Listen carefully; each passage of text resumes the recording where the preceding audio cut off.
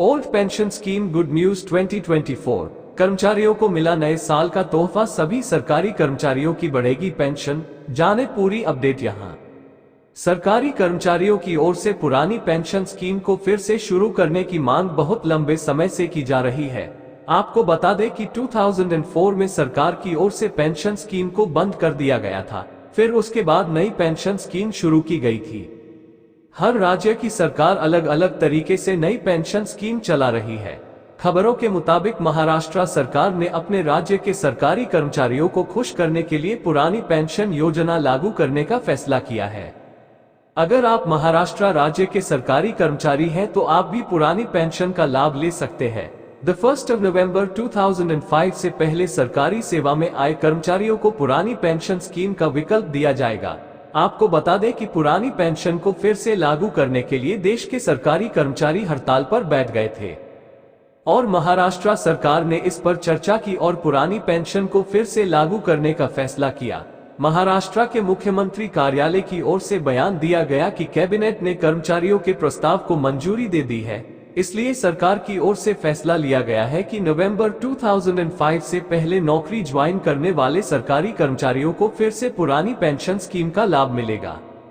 महाराष्ट्र सरकार द्वारा फिर से लागू की गई पुरानी पेंशन योजना के तहत 1 नवंबर 2005 से पहले नियुक्त सरकारी कर्मचारियों के लिए पुरानी पेंशन बहाल कर दी गई है। महाराष्ट्र सरकारी कर्मचारी संघ के सुरक्षा प्रमुख विश्वास काटकर ने ये जानकारी दी है।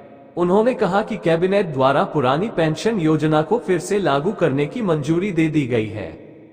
सरकार के इस फैसले से महाराष्ट्र के 26,000 सरकारी कर्मचारियों को फायदा होने वाला है।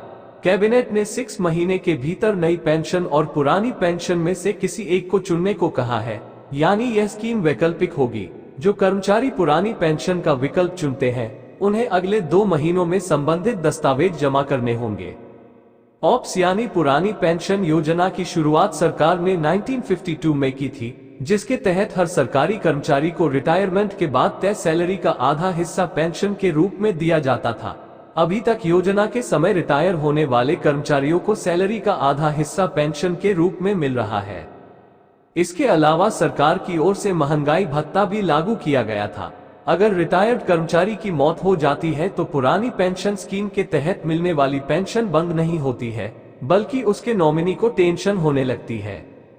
एनपीएस यानी न्यू पेंशन स्कीम की शुरुआत सरकार ने 2004 में की थी। उस समय पुरानी पेंशन स्कीम को बंद कर दिया गया था। इस योजना के तहत सरकारी कर्मचारियों को अपनी आय का कुछ हिस्सा निवेश करना होगा, जिसके बाद रिटायरमेंट के बाद कर्मचारियों को निवेश की गई राशि के आधार पर सरकार की ओर से पेंशन मिलेगी। एनपीएस से संतुष्ट नहीं थे सरकारी कर्मचारी। देश में जब से एनपीएस स्कीम लागू हुई थी तब से कर्मचारी इस स्कीम से संतुष्ट नहीं थे, क्योंकि यह स्कीम पुरानी पेंशन स्कीम से कम फायदेमंद है। इस योजना के तहत कर्मचारियों को नियमित आय की गारंटी नहीं मिल रही थी, इसलिए कई सालों से विभिन्न राज्यों के कर्मचारियों की ओर से पुरानी पेंशन योजना को बहाल करने की मांग की जा रही थी।